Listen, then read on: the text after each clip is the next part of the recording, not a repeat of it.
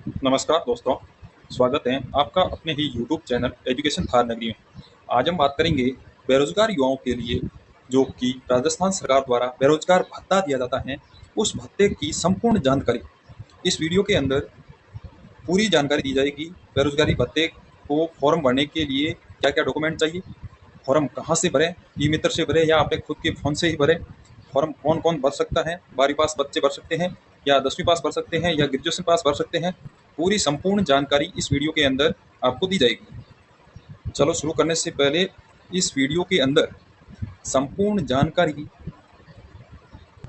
लड़कों को कितने रुपए मिलते हैं, महिलाओं को कितने रुपए मिलते हैं, संपूर्ण इंटर्नशिप कहाँ से करनी है, फॉर्म कैसे भरना है, फॉर्म डिस्ट्रिक्ट लेवल पे कब से कब कितना समय लगता है, यहाँ से वेरीफाई होने के बाद वहाँ से उसके बाद जयपुर के अंदर भी कितना टाइम लगता है, पूरी संपूर्ण जानकारी आपको इस वीडियो के अंदर बताई जाएगी। यदि आप हमारे चैनल पर नए हैं तो हमारे चैनल को एक बार प्लीज़ सब्सक्राइब करें और हमारे टेलीग्राम चैनल से जुड़ने के लिए डिस्क्रिप्शन के अंदर लिंक दिया गया है। यदि आपको इस वीडियो की जानकारी अच्छी लगे तो आपके दोस्तों के पास भी शेयर कीजिएगा ज़्यादा से ज़्यादा। यह राजस्थान सरकार में शिक्षित बेरोजगार युवाओं को आर्थिक संबल देने के लिए मुख्यमंत्री युवा संबल योजना राजस्थान बेरोजगारी भत्ते की संपूर्ण और विस्तृत जानकारी आपको नीचे दी गई है। पूरी विस्तृत जानकारी आपको बताई जाएगी, जो कि राजस्थानी बेरोजगारी भत्ता जो कि ग्रेजुएशन पास किए हुए घर बैठे हैं उनको कितनी राशि दी जाएगी राजस्थान सरकार द्वारा, कहाँ से फॉर्म भरें, पूरी संपूर्ण जानकारी आपको बताई जाएगी। योजना के तहत मिलने वाली राशि आपको कितनी होगी। इस योजना के अंतर्गत लाभार्थियों को अधिकतम 2 वर्ष की अवधि के लिए हर महीने आपके सीधे बैंक खाते के अंदर डीबीटी में बेरोजगारी भत्ता आपको राजस्थान सरकार द्वारा दिया जाएगा। यह भत्ता पुरुष अभ्यर्थियों के लिए 4,000 रुपये प्रति माह कितने वर्ष के लिए, 2 वर्ष के लिए आपको दिया जाएगा। और महिलाओं की बात करें जो कि महिला है, ट्रांसजेंडर है, विशेष योग्यजन है जैसे कि दिव्यांग है, उनको 4500 रुपये प्रति माह आपको 2 वर्ष के लिए राशि दी जाएगी। आगे बात करते हैं पात्र कौन है, इसके लिए फॉर्म भरने के लिए एलिजिबिलिटी कौन कौन है, जो कि पात्रता कौन कौन रख सकते हैं। जो कि आवेदन करने के लिए निम्न शर्तों को पूरा करना बहुत जरूरी है। मूल निवासी होना चाहिए, जो कि आवेदक राजस्थान का मूल निवासी होना चाहिए। यदि किसी अन्य राज्य की स्नातक महिला की शादी राजस्थान के मूल निवासी से हुई है वो भी पात्र होगी। इसका सीधा अर्थ यह हुआ कि यदि अदर स्टेट की महिला है और स्नातक पास है और राजस्थान की किसी लड़के से शादी हो रखी है तो उसको भी बेरोजगारी भत्ता दिया जाएगा। योग्यता की बात करते हैं, जो कि आवेदक को ग्रेजुएशन या उसके समकक्ष डिग्री उत्तीर्ण करना होना अनिवार्य है। यह डिग्री राजस्थान के किसी मान्यता प्राप्त विश्वविद्यालय से होनी बहुत जरूरी है, अदर स्टेट से नहीं होनी चाहिए, राजस्थान से ही होनी चाहिए, तभी आप इस भत्ते के लिए योग्य माने जाओगे, अन्यथा आपका फॉर्म रिजेक्ट कर दिया जाएगा।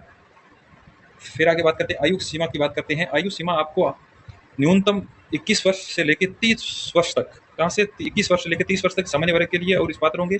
आरक्षित एससी एसटी महिला और दिव्यांगजन के लिए अधिकतम 5 वर्ष की छूट दी गई है, जो कि 21 से 35 वर्ष की आयु होगी। मतलब न्यूनतम आप यदि 21 वर्ष के हो गए और अधिकतम 30 वर्ष तक, यदि आप 28 वर्ष के और 30 वर्ष 2 साल का आप लाभ ले सकते हैं बेरोजगारी भत्ते का, और विशेष योग्यता हो तो उसके लिए 5 वर्ष की छूट दी गई है। यह आयु की बात होगी। आयु के बाद आगे चलते हैं।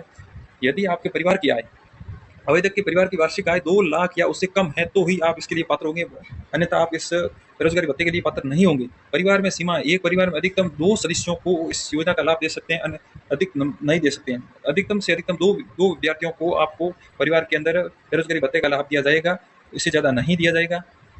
आगे बात करते हैं रोजगार स्थिति। आवेदक किसी भी प्रकार के सरकारी या निजी रोजगार में नहीं होना चाहिए और न ही उसके पास खुद का कोई एक्टिव बिजनेस होना चाहिए। यदि आप फॉर्म अप्लाई करते हो और साथ में ही किसी अन्य के अंदर जॉब के अंदर लगे हुए हो तो आपको इसके लिए पात्र नहीं होंगे। आप एकदम शुद्ध बेरोजगार हैं, ग्रेजुएशन किया हुआ है, साथ में अन्य तैयारी कर रहे हैं, तो आप इस फॉर्म को अप्लाई कर सकते हैं ताकि आपका रोजी रोटी चल सके साथ साथ। फिर आगे बात करते हैं अनिवार्य नियम क्या क्या है, इसके इंटर्नशिप क्या है, स्किल ट्रेनिंग क्या है। पता जारी करने के लिए राज्य सरकार द्वारा निम्नलिखित शर्तें अनिवार्य कर रखी हैं, जो कि फॉर्म भरने से पहले आपको जाना बहुत जरूरी है। कौशल विकास प्रशिक्षण, यदि आवेदक के पास पहले से ही कोई प्रोफेशनल या टेक्निकल डिग्री जैसे कि बीएड है, बीटेक है, नर्सिंग है, एमबीबीएस है, आईआईटी है या व्यावसायिक जो कि डिप्लोमा नहीं है, तो आपको आरएसएलडीसी के माध्यम से कम 3 महीने का स्किल ट्रेनिंग लेनी होनी बहुत जरूरी है। 3 महीने की 3 महीने। यदि आपके पास इतनी डिग्रियां नहीं है, कोई बीटेक है, बीएड है, बीटेक, नर्सिंग, एमबीबीएस, आईआईटी जो भी आपके पास नहीं किया हुआ, तो आपको कम से कम 3 माह का ट्रेनिंग स्किल लेना होगा, जो कि आरएसएलडीसी के माध्यम से आपको करवाया जाएगा। दैनिक इंटर्नशिप, लाभार्थियों को विभिन्न सरकारी विभागों कार्यालयों में रोजाना 4 घंटे की इंटर्नशिप सप्ताह में 5 दिन करना अनिवार्य होगी। सीधा सीधा ये मतलब हुआ कि आपको हमेशा डेली रोजाना जो कि 4 घंटे इंटर्नशिप जिस भी विभाग या कार्यालय में आप कर रहे हो वहाँ पर आपको करना बहुत ही जरूरी है।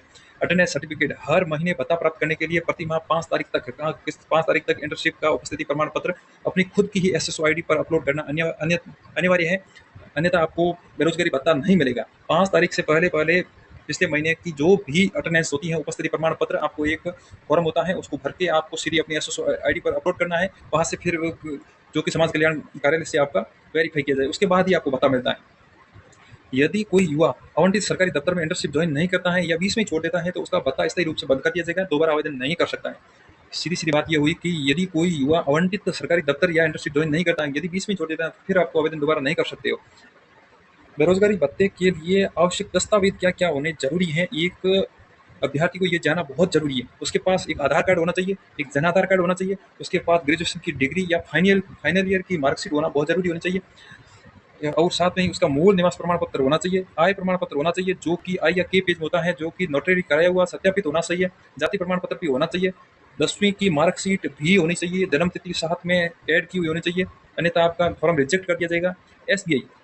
एसबीआई में बैंक का खाता खुला हुआ होना चाहिए, उसकी पासबुक की फोटोकॉपी भी आपको अपलोड करनी होती है।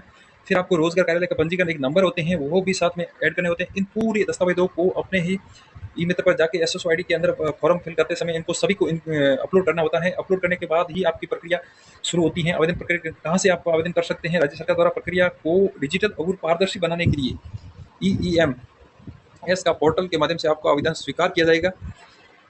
आपको राज्य सरकार द्वारा एक डिजिटल और पारदर्शी बनाने की एक मतलब पोर्टल दिया हुआ है, उस पोर्टल पर जाके आप आवेदन कर सकते हैं। पंजीकरण सबसे पहले आपको राजस्थान रोजगार विभाग की आधिकारिक वेबसाइट या अपनी एसएसओ आईडी के माध्यम से खुद जॉब सिक्योर के रूप में पंजीकृत करना होगा। फिर फॉर्म फिलिंग मतलब लॉगिन करने के बाद आपको एम्प्लॉयमेंट एप्लीकेशन लिंक पर क्लिक करना होगा। फिर आपको दस्तावेज अपलोड करने को मांगी गई दी गई सभी व्यक्तिगत जो भी शैक्षणिक हो आय जानकारी सभी सही सही भरें और मूल दस्तावेजों को स्कैन करके अपलोड करना बहुत बहुत जरूरी है, अन्यथा आपका फॉर्म रिजेक्ट कर दिया जाएगा।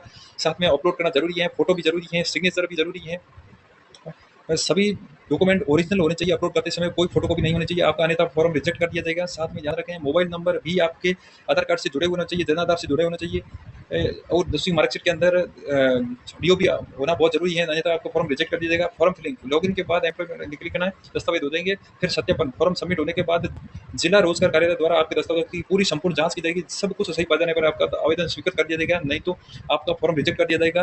तो पहले पूरी पूरी प्रक्रिया आप ई मित्र के माध्यम से आप अपलोड करने के बाद आपका पूरा फॉर्म जिला रोजगार कार्यालय पर आपका सत्यापन किया जाता है। यदि भी कहीं भी त्रुटि पाई जाती है यदि उसके अंदर दस्तावेज के अंदर, तो आपका फॉर्म रिजेक्ट कर दिया, अन्यथा कुछ टाइम बाद आपका फॉर्म जयपुर भेज दिया जाएगा। वहाँ से वेरिफिकेशन होने के बाद आपको इंटर्नशिप करनी बहुत जरूरी होती है। फिर आएगा रिन्यूअल। यदि आपको भत्ता मिलते हुए 1 साल हो चुका है, दूसरे साल की जारी रखने के लिए ई मित्र के माध्यम से आपको भत्ते को रिन्यू करना होना आवश्यक है।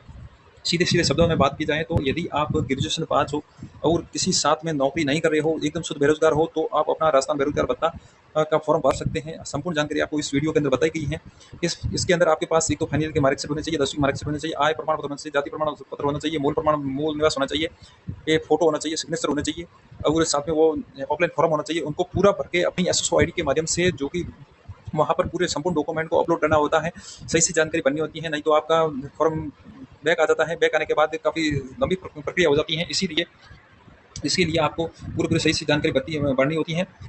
और साथ में ही महिलाओं को 4500 रुपये पर महीने 2 वर्ष के लिए मिलेंगे, और बालकों को मतलब बच्चों को लड़कों को आपको 4000 रुपये प्रति माह मिलेंगे, 2 वर्ष के तक मिलेंगे। इसीलिए आप यदि अभी भी आपने फॉर्म नहीं भरा है तो आप जल्द ही अपनी पूरी संपूर्ण डॉक्यूमेंट साथ में लेकर अपने ही आज घर बैठे इस वीडियो के माध्यम से आप अपना फॉर्म फिल कर सकते हैं, ताकि प्रत्येक महीने 4000 रुपये आप कमा सकते हैं।